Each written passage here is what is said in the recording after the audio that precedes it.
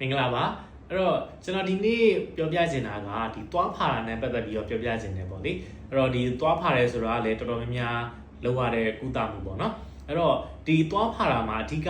ကြတာကတော့သွားဖာတာဘယ်လောက်ခံလဲပေါ့ဒါကျွန်တော်တို့အဓိကသိချင်တာဒါပဲပေါ့လေအဲ့တော့သွားဖာရင်ဘယ်လောက်ခံမလဲနောက်တစ်ခုကကျတော့သွားဖာပြီးလို့ရှိရင်လည်းဒါဘယ်ပစ္စည်းမဆိုပေါ့နော်ပစ္စည်းတွေလိုပဲအဲ့တော့ဒီကြာခံတာကိုလိုချင်ကြတာပေါ့လေအဲ့တော့ဒီသွားဖာတာတစ်ခုဘယ်လောက်ခံမလဲပြီးလို့ရှိရင်သူ့ရဲ့ဘယ်လောက်မြန်ပြုတ်မလားအကြိုင်းနေမှာပြုတ်မလားဘယ်ຢာတွေကဆုံးဖြတ်လဲပေါ့နော်အဲ့တော့အများစုကတော့ဒါကဒီသွားဖာတာမမြဲဘူးဆိုလို့ရှိရင်တော့ဒါဖာပေးတဲ့ဆရာဝန်နည်းနည်းမြင်ကျင်ကြတာပေါ့နော်ဒါပေမဲ့ဒါတဘာဝကြပါတယ်ဒါဘာလို့ဆိုတော့လေဒီဖာပေးလိုက်တဲ့ဆရာဝန်ရဲ့ skill ပေါ့နော်သူ့ရဲ့အရေးချင်းနဲ့လည်းပတ်သက်မှုရှိတာပေါ့လေဒါပေမဲ့ 100% တော့မဟုတ်ဘူးပေါ့ဆိုတော့ကျွန်တော်ကဒီသွားဖာတဲ့ဟာတခုမြဲချင်းမမြဲချင်းဒီသွားဖာလိုက်တဲ့ဆရာဝန်ရဲ့အရေးချင်းနဲ့ပဲ 100% သက်ဆိုင်တာမဟုတ်ဘူးဒီဖာလိုက်တဲ့သူရဲ့ skill ပေါ့အဲ့ပေါ်လေတစ်စိတ်တစ်ဒေတာမူတည်တယ်နောက်ထပ်အချက်လက်တွေရှိသေးတာပေါ့နော်ဘယ်ပေါ်တွေမူတည်လဲဆိုရင်ကျွန်တော်တို့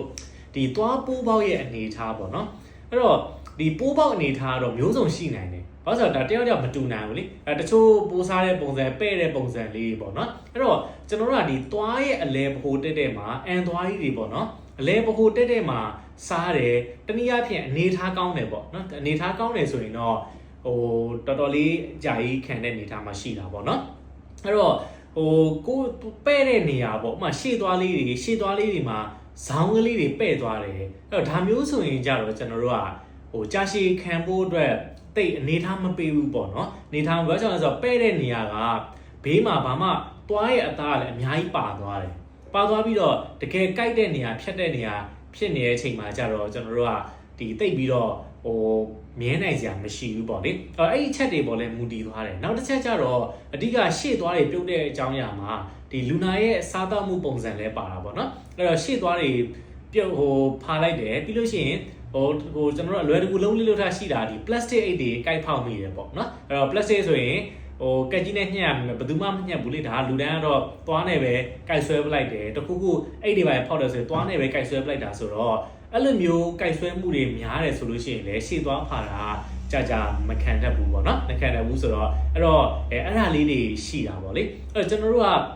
အဲ့တော့သွားဖာပြီဆိုလို့ရှိရင်ဘယ်လောက်ခံမလဲကြတော့အဲ့တော့ဒီဟာကသွားမဖာခင်လူနာတိုင်းနှီးပါမေးတဲ့မေးခွန်းပေါ့ဒါပေမဲ့ဖြေလို့တော့မရဘူးပေါ့ဘယ်လောက်ကြာခံမလဲကတော့အခုနပြောတဲ့အချက်တွေအများကြီးပေါ့မူတည်နေတာဆိုတော့လေတစ်ချက်တည်းပေါ့မူတည်နေအချက်အများကြီးပေါ့မူတည်နေတာဆိုတော့အဲ့တော့သူ့ရဲ့အနေထားပေါ်မူတည်ရလို့ပဲပြန်ပြောရမှာပေါ့နော်အဲ့တော့သွားဖာရင်ဘယ်လောက်ခံမလဲဆိုတာမရှိဘူးသူ့ရဲ့ဖာလိုက်တဲ့သွားဆရာဝန်ရဲ့အရေးချင်းပြီးလို့ရှိရင်သွားပိုးပွားရဲ့အနေထားပြီးလို့ရှိရင်လူနာရဲ့အသုံးပြုပုံအဲ့ပေါ်တွေမူတည်ပြီးတော့မှကြာချိန်ကတော့ဒါတယောက်မတူကြဘူးပေါ့တချို့လည်းခဏပဲခံတယ်တချို့လည်းအကြာကြီးခံတယ်အဲ့လိုမျိုးလေးရှိကြတာပေါ့နော်အဲ့အတွက်ကြောင့်အဲ့တော့ဒါပေမဲ့သိကြတာတစ်ခုပေါ့နော်ပြောနေတာတစ်ခုကတော့ဒီသွားပိုးပေါက်ဒီသေးလေကြာခံလေပဲဒါကတော့ပြောလို့ရတယ်